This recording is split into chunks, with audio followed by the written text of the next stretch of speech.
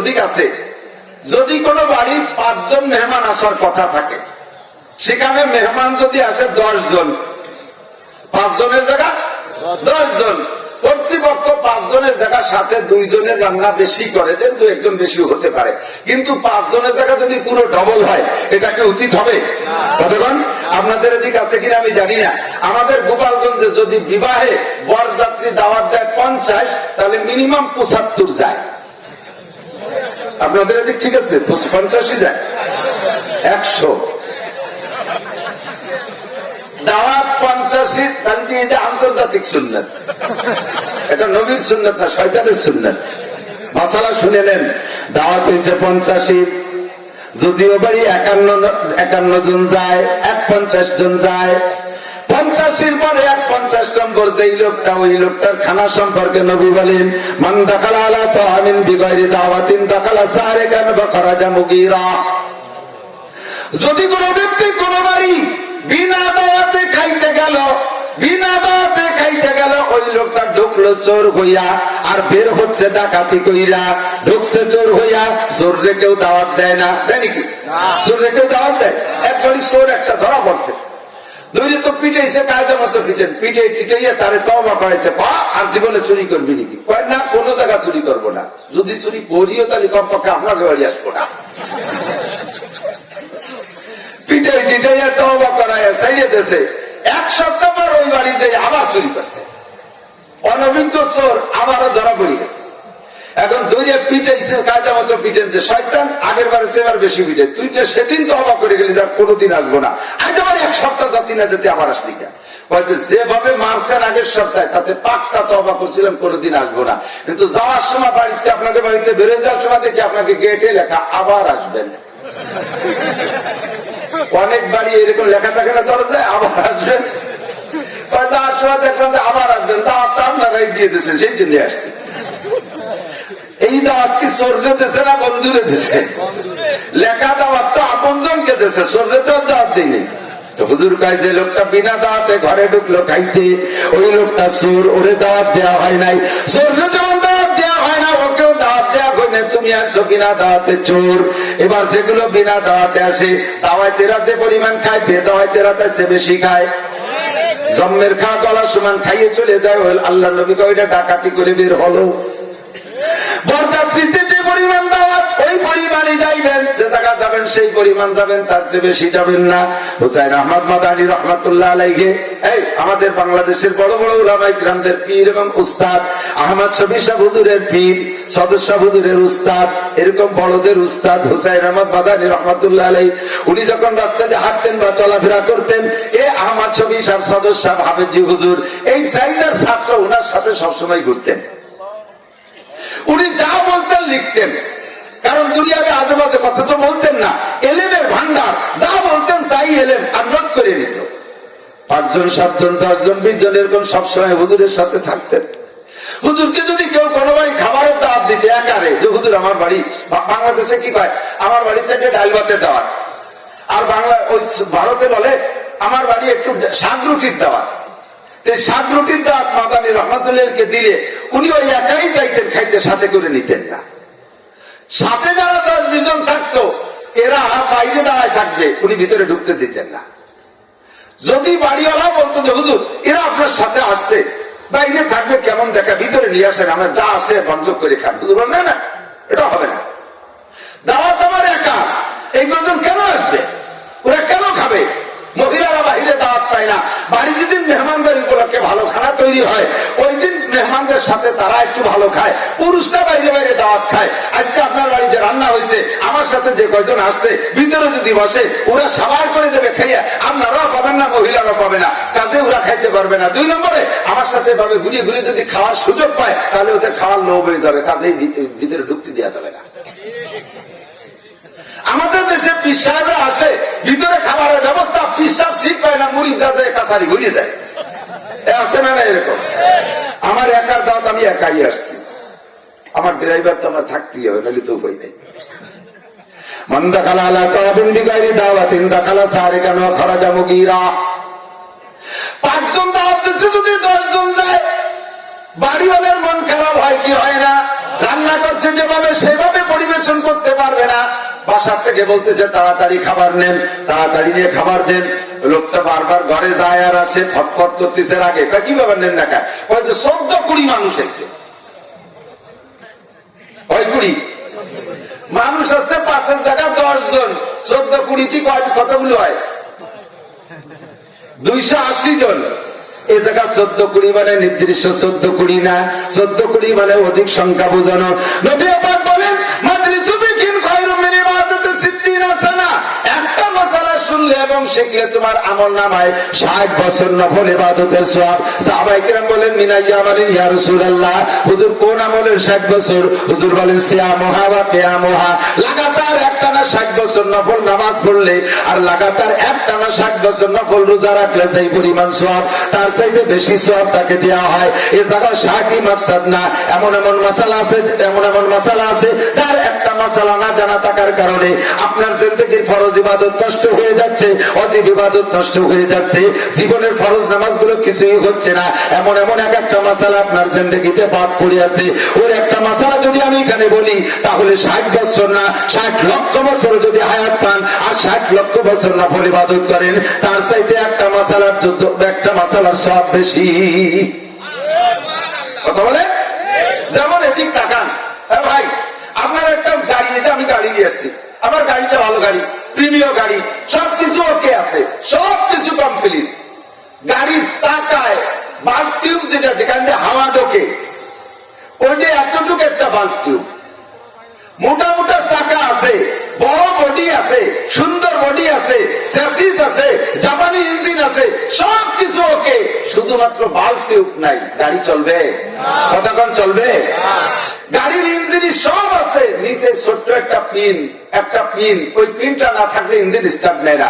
সেই পিনটা কোন ফাঁকে ঝাঁকিতে পড়ে গেছে, এখন স্টার্ট নেয় না, ড্রাইভার বুঝতেছে না, মোটামুটি ইঞ্জিনিয়ার মিকার আনা হয়েছে, তারা টের পাচ্ছে না।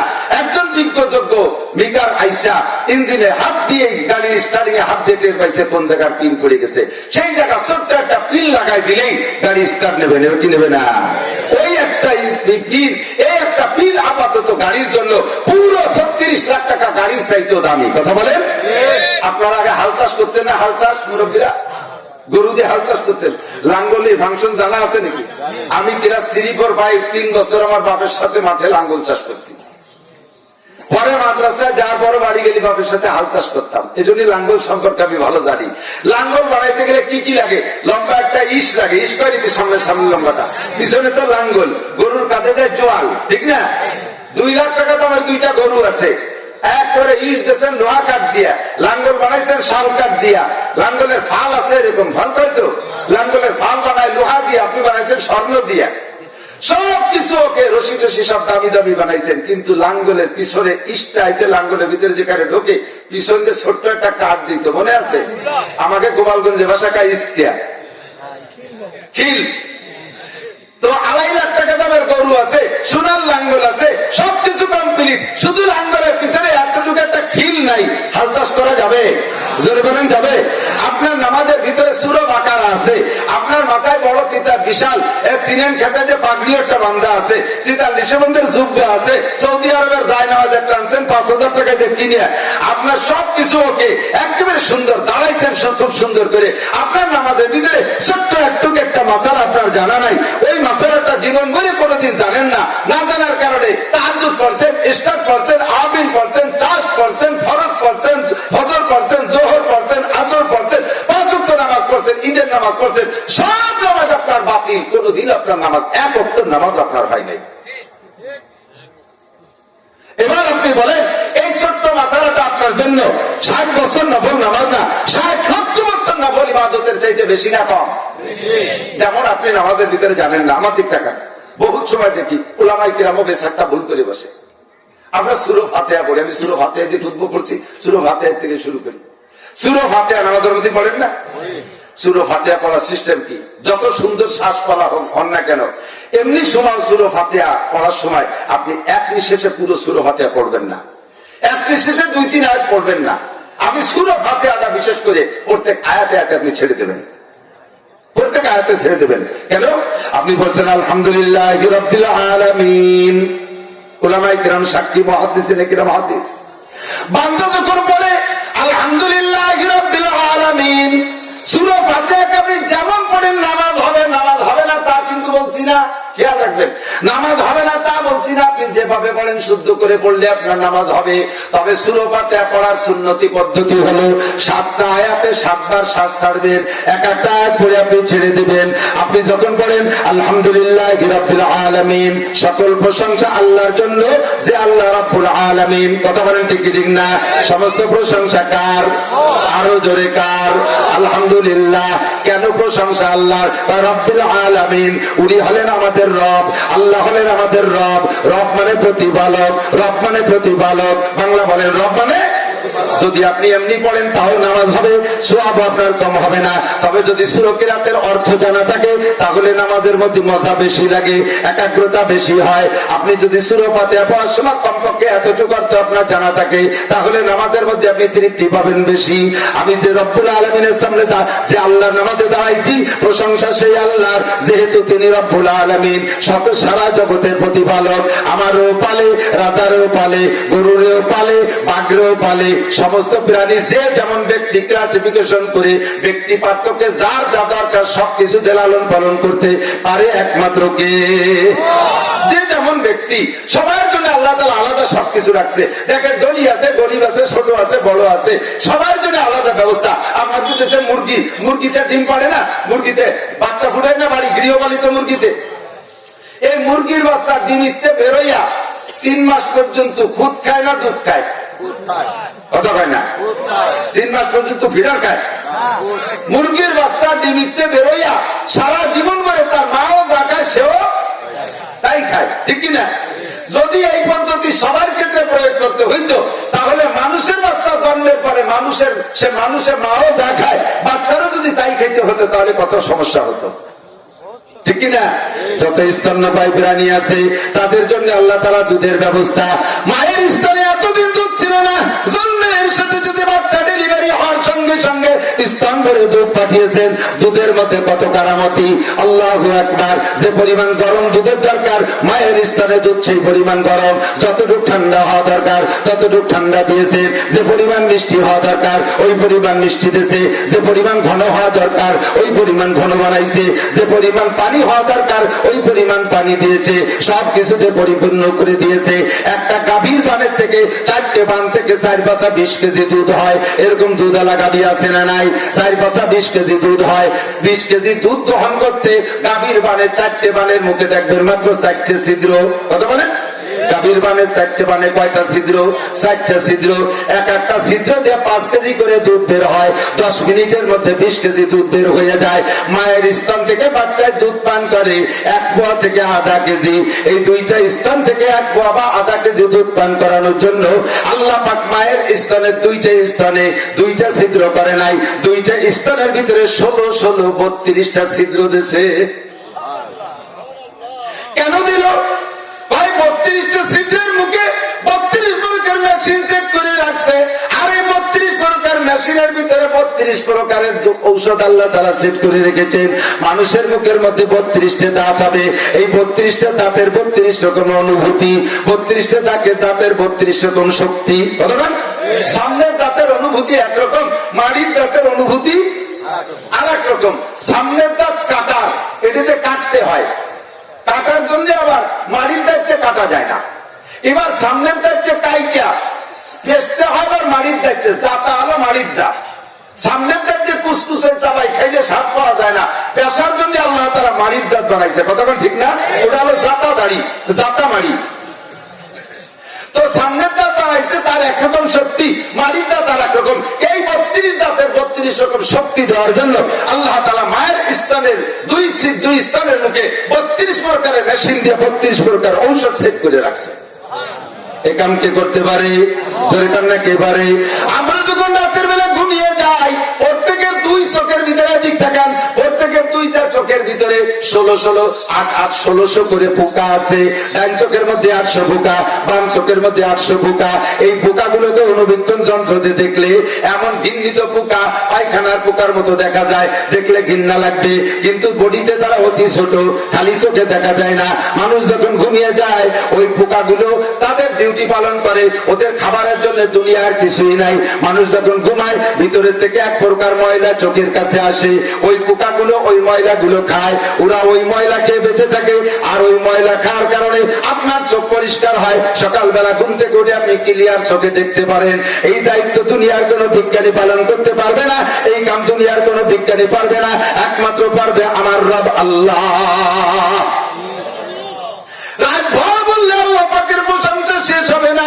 সংক্ষিপ্ত কথা, আলহামদুলিল্লাহি রাব্বিল আলামিন। যখন আমরা সূরা ফাতিহা সূরা পড়তে পড়ি, সঙ্গে সঙ্গে আল্লাহ পাক জবাব দেয়, হামিদানি আব্দি, আমার বান্দা আমার প্রশংসা করেছে, আল্লাহ বড় খুশি হয়। হামিদানি আব্দি, ও ফেরেশতারা আমার বান্দা প্রশংসা করেছে, এই জবাবটা আল্লাহ দেয়। যখন বলবেন আর রহমানির রহিম, দয়াবান মেহেরবান পরম করুণাময় কে? জোর হলো নাকি? যখন বলবেন আর রহমানির রহিম, সঙ্গে সঙ্গে আল্লাহ পাক বলে আসনা আলাইয়া আব্দি, আমি বড় খুশি হয়েছে আমার বান্দা আমার প্রশংসা করেছে।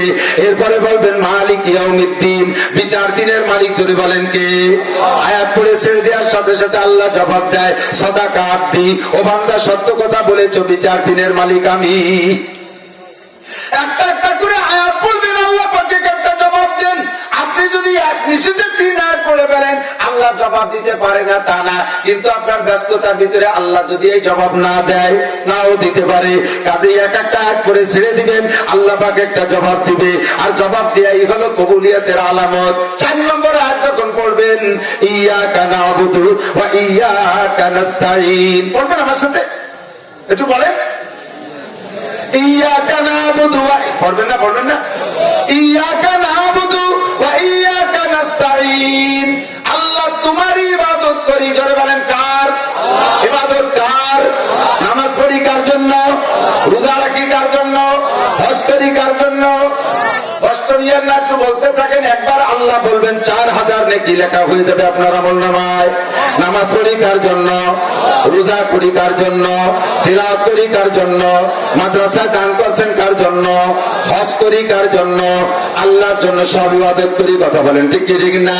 আল্লাহ কয় ওয়ালা ইউশরিক বিইবাদাতি রাব্বিহি আহাদা, এ বান্দা যত ইবাদত করবা সব আমারই জন্য করবা, পুরো ইবাদত মানুষের জন্য খেয়াল করে না। বানিয়েছেন কি ইবাদত কার জন্য? মানুষের জন্য আবার ইবাদত করে। হ্যাঁ, মানুষের জন্য ইবাদত করে।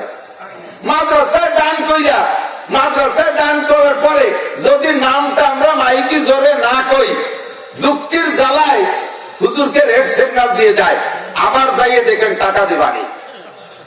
10,000 টাকা দিলাম, নামটা একটু বললেন না। এই 10,000 টাকা দিয়েছে আল্লাহর জন্য না মানুষের কাছে প্রশংসা পাওয়ার জন্য?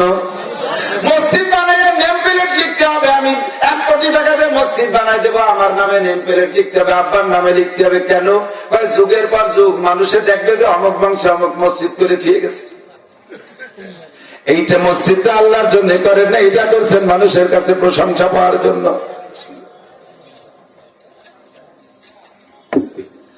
মাঝে মাঝে স্টেজে পেছে আমার সাথে, স্টেজের ডান পাশে একটা চেয়ার, আজকে তো যথেষ্ট আছে, মুরব্বীরা বসছে, চেয়ারটা খালি, কেউ বসা নাই।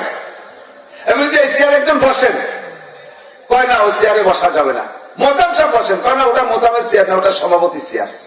তো ডাকতেন সভাপতি রে বসুক, কয় না সভাপতি রাগ করছে, আসবে না। কেন আসবে না? উনি এই বছর হজ করে আসছে, পোস্টারে ওনার নামে আল হাজ লেখি নেই। পোস্টারে নামে কি লেখে নাই? আল হাজ লেখে নাই। উনি গরম দিয়ে চলে গেছে, মিয়া 8 লক্ষ টাকা দিয়ে হজ করে আসছি, আল হাজ লিখতে কয় টাকা লাগতো আমি দিতাম? আমার নামে আল হাজ লেখেন, আমি স্টেজে কিভাবে বসি? তুমি কি হজ করেছো আল হাজ লেখানোর জন্য, নাকি তুমি জান্নাত পাওয়ার জন্য? যদি তুমি আল্লাহকে রাজি খুশি করার জন্য হজ করে থাকো, তাহলে তোমার খাতায় আল হাজ লেখানোর জন্য তুমি এত বিরক্ত করতে না। কথা বলেন ঠিক কি ঠিক না? এর নাম হলো শিরক ফিল ইবাদত। আপনি তো আগে নামাজ পড়তেন না, এখন দিয়ে সুন্দর নামাজ পড়েন, কি ব্যাপার? বুড়ো কালে নামাজ না পড়লে মানসিক কি কয়? এই নামাজটা আল্লাহর জন্য না মানুষের জন্য? এর নাম হলো শিরকুল ইবাদত। আপনি তো দাড়ি রাখতেন না, এখন সুন্দর দাড়ি রাখছেন কেন? দাড়ি না রাখলে বাড়ির থেকে ছোট মোটরা বিরক্ত করে, মানসিও খারাপ পায়। এই বয়সে দাড়ি না রাখলে মানসি কি বলে, এই জন্য দাড়ি রাখছি। দাড়ি রাখছে আল্লাহর জন্য নয়, এটা মানুষের কাছে প্রশংসা পাওয়ার জন্য। টুপি পরছে আল্লাহর জন্য নয়, মানুষের কাছে প্রশংসা পাওয়ার জন্য। দান খয়রাত মানুষের কাছে প্রশংসা পাওয়ার জন্য। আমরা অনেক সময় বলি মানুষ মারা যাওয়ার পরে, ফাঁকে ফাঁকে জরুরি মশলা শুনিয়ে নেন, মানুষ মারা যাওয়ার পরে 4 দিনের দিন আমাদের দেশে মিলাদ দেয়, আপনাদের এদিক দেয় কি জানি না। এই মিলাদ কোরআন হাদিসের কোন জায়গা নাই। যত উলামায়ে কেরাম আছে সবার কাছে শুনবেন, মক্কা মদিনায় যে দেখে আসবেন। হাজী যারা আছেন তারাও সাক্ষী দিতে পারেন। হজে যাইয়া, হাজী আছেন নাকি? হাজী হজ করছেন কেউ আছেন? মাশাআল্লাহ, আপনারা একটু বললেই হবে। হজে যাইয়া মক্কায় যে কয়দিন নামাজ পড়ছেন, একটা ওয়াক্ত কি হেরেম শরীফে জানাজা ছাড়া পড়তে পারছেন? ফরজ নামাজের সাথে সাথে হেরান আসসালাতু আলাল মাইয়্যিত যদি একজন হয়, একাধিক হলে আসসালাতু আলাল আমওয়াত জানাজা নামাজ আছে। ফরজ পড়ে ওই জায়গা দাঁড়ায় যায় জানাজার নামাজে। কতবার জানাজা পড়ছেন? একটা বাড়ি ঘরে শুনছেন যে এখন আজকে যারা মারা গেছে 4 দিন পরে মক্কা শরীফে তাদের নামে মিলাদ হবে না। মদিনায়ও জানাজা পড়ছেন, মিলাদের ঘোষণা নাই। কুরআন হাদিসে কোনো জায়গা নাই।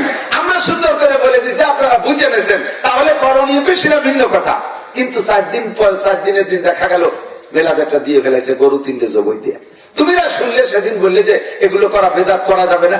বুঝি নে তা না, বুঝি তো একেবারে কিছু না করলে মানসি কি কয় কতক্ষণ আছে না নাই? এর নাম শিরকুল ইবাদত। এর নাম কি? শিরক ফিল। একটু কম্বল দেবে এইরকম শীতকালে, কম্বল দেয়নি কি আপনাদের? শীতকালে শীতকালে কম্বল দেয় না বড় লোকটা? আমাদেরও দিক দেয়। 5,000 টাকা দামের কম্বল, এক একটা কম্বল 5,000 টাকা দাম। এরকম কম্বল দেয় নাকি? কথা কয় না। কম্বল দেয় কি আমাদের ওদিকে 80 টাকা থেকে 100 টাকা দামের কম্বল দেয়। আরে বাবা, এই কম্বল দিতে যাইয়া অডিও ভিডিও সাংবাদিক ইউটিউব টেলিভিশন পর্যন্ত সার্কুলার সারা বিশ্বব্যাপী পৌঁছে দিচ্ছে, আমাকে বেটা আমার কম্বল দেয়। আর যে সাইজের কম্বল দিচ্ছে ও কম্বল দিয়ে যাকাত আদায় হয় না। আমাদের ওখানে যে কম্বল দেয় দেখি তো, কম্বল নিয়ে বাড়ি যায়, যারা যে যেটা নেছে সে সেটা ব্যবহার করে না। কারণ হচ্ছে ভালো কম্বল সে নিজে কিনে ব্যবহার করে, ভাও পাইছে তাই নিয়ে যায়। নিয়ে যে কয়দিন পাপোশ বানায়, পাপোশ দেখিয়া এরপরে বাড়ি ছাগলে ব্যবহারে ডাকতেছে, কাকা পাপোশে না পাড়াই আমার জ্যাকেট বানাই দেবে। কম্বল যে ছাগলকে জ্যাকেট বানাই দিচ্ছে, ছাগলে 2 বার পেশাব করে তা ভিজে ফেলায় থরথরায় কাঁপতেছে, কাকা তাড়াতাড়ি খুলিয়ে দেন। এরপরে ধুয়ে নিয়ে হাড়ি ধরে নেকড়া বানায়। এই কম্বল থেকে অডিও ভিডিও, এর নাম ইয়াকা নাবুদু নয়। ইয়াকা নাবুদু দান আল্লাহর ইবাদত, খয়রাত আল্লাহর ইবাদত, কুরবানি আল্লাহর ইবাদত, হজ আল্লাহর ইবাদত, জিকির আল্লাহর ইবাদত, ফিকির আল্লাহর ইবাদত। মসজিদে যে জিকির করে দল ধরে ঝাঁকিয়ে ঝাঁকিয়ে, আরে মিয়া ঝাঁকিয়ে জিকির করেন, দল ধরে জিকির করেন। ওই জিকিরের ভিতরে যদি এমন থাকে যে মাঝে মাঝে উনি একটু জোরে আওয়াজ দেয়, রাস্তায় যে চার দোকানে বসে গল্প মারে, এই আমরা এখানে রেগুলার জিকির করি জানো? হ্যাঁ জানি তো, তোমরা জিকির করো। বলো তো সেনো কিরা কিরা জিকির হয়েছে, জোরে আওয়াজ দেই না, জোরে একটা জিকির শোনো না। তুমি জোরে জিকির করো, জিকির পরিচালনা করি আমি। আরে জিকিরের আমার পরিচালনা কি? আমার জিকির আমি করবো, এর আমার পরিচালনা কি? জিকির করতে যাইয়া পরিচালনা করতে যাই, সে জিকির যা করে তাতে জিকিরের কিছু থাকে না। দল ধরে জিকির করে, কি কয় সুবহানাল্লাহ সুবহানাল্লাহ, সুবহা কয় ছেড়ে দেয়, ফিরে নাল্লাহ কয়। নাল্লাহ কি? আল্লাহু আকবার আল্লাহু আকবার। আল্লাহ কয় মসজিদের মধ্যে ফক ফক করে করে দেয়, বেরিয়ে করে বের করে। আলহামদুলিল্লাহ আলহামদুলিল্লাহ, দুলিল্লাহ শুনছেন না আপনারা? আপনারা আসলে আমি বহুত শুনছি। দুরূদ পড়ে মাইকি বৈশা, আল্লাহুম্মা সাল্লি আলা মুহাম্মাদ ওয়া আলা আলি সাইয়্যিদিনা মুহাম্মাদ। মদিনায় চলে গেছে একেবারে একটা। শয়তানি ফাজলামি বাদ দাও, প্রত্যেকটা ইবাদত করো। আমা উমিরু ইল্লা লিআবুদুল্লাহ মুখলিসিনা লাহুদ্দিন। ইবাদত করবে ইখলাসের সাথে, নামাজ পড়বে ইখলাসের সাথে। পাগড়ি পরা মানুষ দেখানোর জন্য নয়, সুপ্পা পরা মানুষ দেখানোর জন্য নয়, ভঙ্গি লুঙ্গি করে একখান যায় নামাজ বগলে রাখো, পকেটের মধ্যে দস্তারখানা একখান নিয়া যে কোনো জায়গা বিছাই দাও, এর মধ্যেও রিয়া আছে। বিড়ি খাতি গেলেও দস্তারখান বিছাই খায়। অত ভালো ভালো না। ইবাদত করবা গোপনে, জিকির করবা তোমার জিকিরে যেন কারো ক্ষতি না হয়, তিলাওয়াত করবা তোমার তিলাওয়াতে যেন কার ক্ষতি না হয়। মসজিদের মধ্যে একদিকে তবলিগের তালিম হচ্ছে, আর একদিকে বসে জিকির করতেছে। তালিম আর তবলিগ নিয়ে, তালিম আর জিকির নিয়ে দুই দল মারামারি কিলে লেগে যায়। প্রত্যেকের ইবাদত খেয়াল করতে হবে যাতে একজনের ইবাদতের দ্বারা আর একজনের ক্ষতি না হয়। ওই সমস্ত ইবাদতের মধ্যে রিয়া আসে বেশি। আমি মাওলানা নাসির বয়ান করি, হজের পরে যদি আমার ফিকির থাকে, মানুষ আমারে বলবে আজকে ফাটাফাটি বয়ান হয়েছে, দারুণ হজ হয়েছে হুজুর, জীবনে এমন আজ কোনোদিন শুনি নাই। আর আমি খুশিতে খালি ফুলতি তালে চাই, আমার হজের দ্বারা মানুষে হিদায়ত পাইবে। ইহুদা বিহি ওয়া হুয়া লা ইয়াহতাদি, আমার হজের দ্বারা আমি হিদায়ত পাবো না। আমি ওয়াজ করবো আমার হজে আপনারা জান্নাতি হয়ে যাবেন, আমাকে কিয়ামতে গলায় শিকল দিয়া টানতে টানতে জাহান্নামের মধ্যে নেবে। প্রত্যেকটা ইবাদত হবে ইয়াকা নাবুদু, আল্লাহ ইবাদত তোমারই জন্য করি। জোরে বলেন ইবাদত কার জন্য? আমার মোটরসাইকেল 20 মোটরসাইকেল দিয়ে বিশ্ব রোড থেকে আগায় আনতে হবে, 300 পুলিশ আমার পাহারায় দিতে হবে। এগুলো সম্পূর্ণ রিয়া ছাড়া আর কিছু না, এগুলোর মধ্যে কোনো ইবাদত নাই। ইয়াকা নাবুদু, ইবাদত তোমারই করি, ওয়া ইয়াকা নাস্তাইন, সাহায্য জোরে বলেন কার কাছে চাই। বলছেন এই আয়াতের মধ্যে দুইটা অংশ, একটা হলো ইয়াকা নাবুদু, এইটা হলো আল্লাহর জন্য, আল্লাহ তোমার ইবাদত করি। দ্বিতীয় অংশে বলছেন ওয়া ইয়াকা নাস্তাইন, সাহায্য কার কাছে চাই? আল্লাহর কাছে চাই। সাহায্য কি আমার লাগবে না আল্লাহর লাগবে? সাহায্য তো আমার লাগবে, তাহলে ইবাদত করবো আল্লাহর, সাহায্য লাগবে আমার। এই আয়াতের মধ্যে দুইটা কথা বলার পরে আল্লাহ কয় হাযা বাইনি ওয়া বাইনা আবদি ওয়া লিআবদি মা সাআলা। আমি যখন আয়াতটা পড়ে ছেড়ে দেই তখন আল্লাহ বলেন হাযা বাইনি ওয়া বাইনা আবদি। এই আয়াতটা দুই দিকে ভাগ, অর্ধেক আমার অর্ধেক আমার বান্দার। আমারটুকু আমি পেয়ে গেছি, ওয়া লিআবদি মা সাআলা, আমার বান্দা যেটা চাইলো আমার বান্দারটা আমি কবুল করলাম, বান্দাকে দিয়ে দিলাম। এই কথাটা আল্লাহরে বলার সুযোগ দেবেন না? এক নিষেধে আলহামদুলিল্লাহ রাব্বিল আলামিন রহমানির রহিম মালিকি ইয়াউমিদ্দিন ইয়াকা না'বুদু ওয়া ইয়াকা নাস্তাইন ইহদিনাস সিরাতাল মুস্তাকিম। আল্লাহ কা তোর কি লাগবে তা তোমার ক্ষতির সুযোগ দিস না।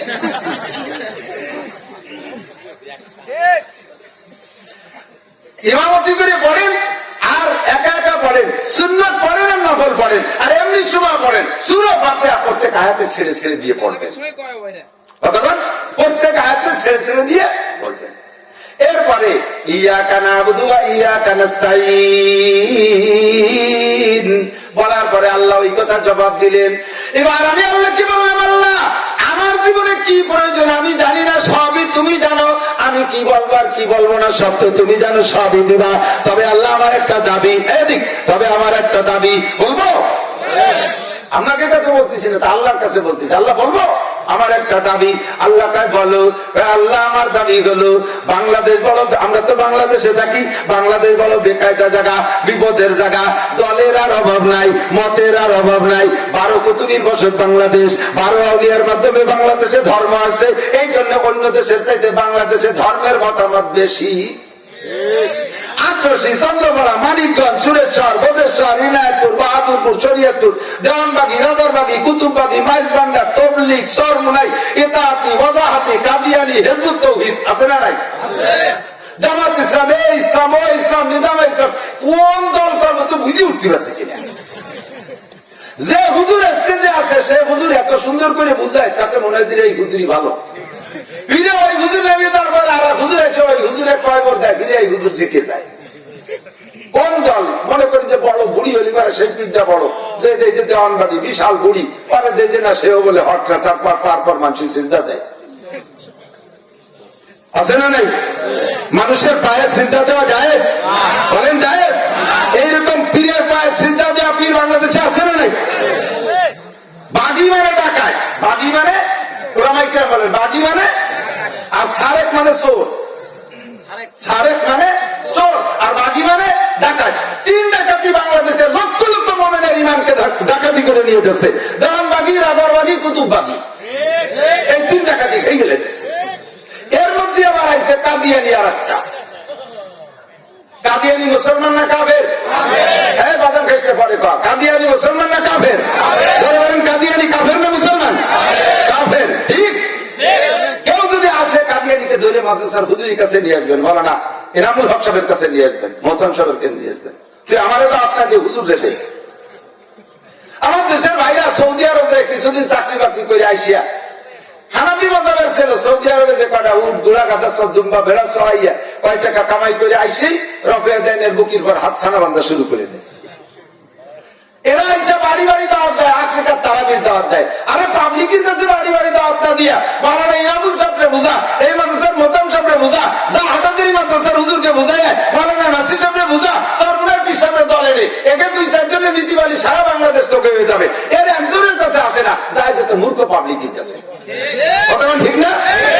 আরেকটা বেরিয়েছে নতুন করে, হেজবুত তাওহীদের পাঙ্কু সেলিম। সেলিম নাকি? সেলিমের নাম শুনছেন না?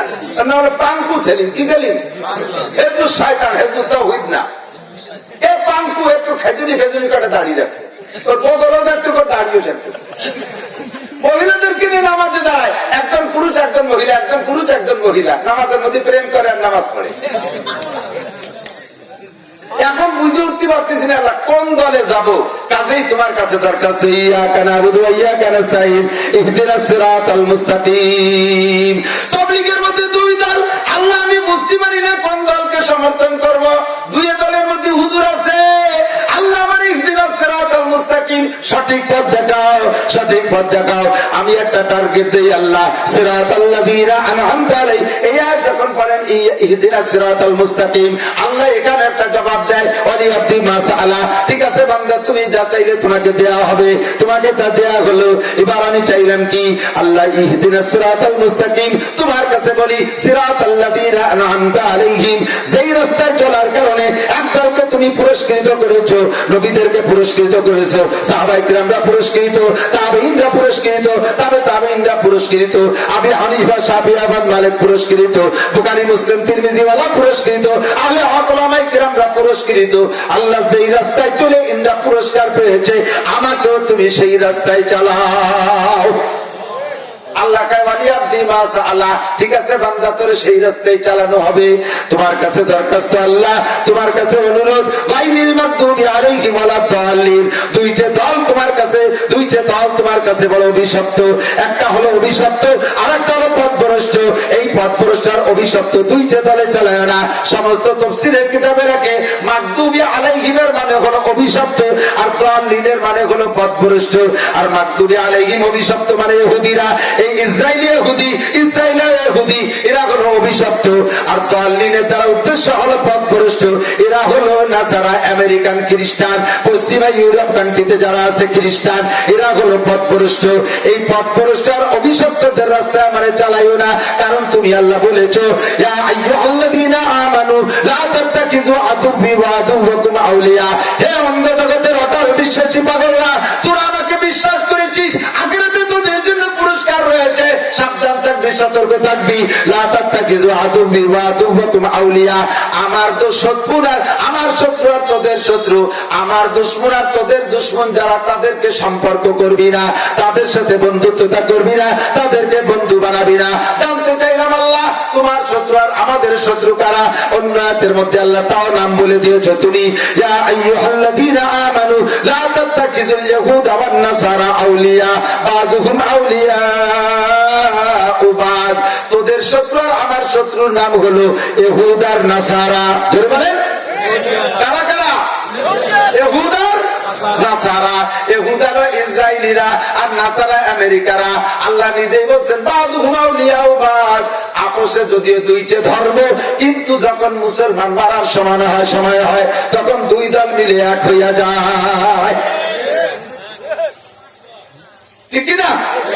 দোয়া করবেন গায়রিল মাগদুবি আলাইহিম ওয়ালাদ দাল্লিন বলার পরে আল্লাহ কয় ওয়ালি আব্দি মা সাআলা, বান্দা তুমি যা চাইছো তা তোমারে দিয়ে দিলাম। এমন করে সূরা ফাতিহা আপনি পড়বেন, তরজমা যা জানছেন এখন থেকে পড়লে মজা পাইবেন ইনশাআল্লাহ। এবার সূরা ফাতিহা পড়া হয়ে গেলে হাদিসে আছে, ইযা ক্বালা আল ইমামু গায়রিল মাগদুবি আলাইহিম ওয়ালাদ দাল্লিন ফাকুলু আমিন। ইমাম যখন ওয়ালাদ দাল্লিন বলে ছেড়ে দেয়, তোমরা যদি কানে শোনো তাহলে তোমরা আমিন বলবা। জোরে বলেন কি বলবেন? এই আমিন বলবা আস্তে জোরে না, জোরেও বলতে পারো আস্তেও বলতে পারো। জোরে বলার কথা হাদিসে আসে নাই, আস্তে বলার কথাও হাদিসে আসে নাই। হুজুর বলছেন আজ তোমরা আমিন বলো, তবে আমিনের ভিতরে আমিন একটু টেনে বলো। যে শব্দে বলো একটু টেনে বলো।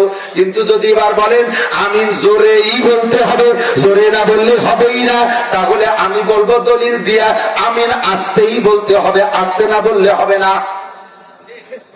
কেন? হাদিসে আসছে মানবকে তামিনুহু তামিনাল মালাইকা গুফিরা লাহু মা তাকাদ্দামা মিন যামবিহি। যেই ব্যক্তির আমিন ফেরেশতার আমিনের সাথে মিলে যাবে, কথা বলেন, যেই ব্যক্তির আমিন ফেরেশতাদের আমিনের সাথে মিলে যাবে, ওই লোকটার জীবনে সব গুনাহ মাফ, সব গুনাহ। এবার আমার আমিনটা ফেরেশতার আমিনের সাথে মিলাইতে পারলে সব গুনাহ মাফ। ফেরেশতার আমিনের সাথে আমার আমিন মিলানোর দুইটা দিক, কয়টা? একটা হলো টাইমের মিল, আর একটা হলো আওয়াজের মিল। একটা হলো টাইমের মিল, আর একটা হলো আওয়াজের মিল। টাইমের মিলটা আমি মিলাইছি, ইমাম যখন ওয়ালা দাল্লিন বলছে ওর পরেই ফেরেশতারা আমিন বলছে, আমিও সেই সময় আমিন বলছি। টাইমের মিলটা মিলাই ফেলাইছি। কিন্তু এবার আওয়াজের মিল, ফেরেশতারা আমিন যদি জোরে বলে তাহলে তুমিও জোরে বলো। ফেরেশতারা জোরে বললি তো আমি শুনতাম, আমি যেহেতু শুনি না কাজেই ফেরেশতারা আস্তেই বলেছে। আমিও এবার আস্তে যদি বলি তাহলে ফেরেশতার সাথে শব্দের দিক দিয়ে মিল হবে, টাইমের সাথে মিল হবে, শব্দের দিক দিয়ে মিল হবে। কাজেই আমাকে জোরের জায়গা আস্তেই বলিতে হবে। কথা বলেন ঠিক কি ঠিক না?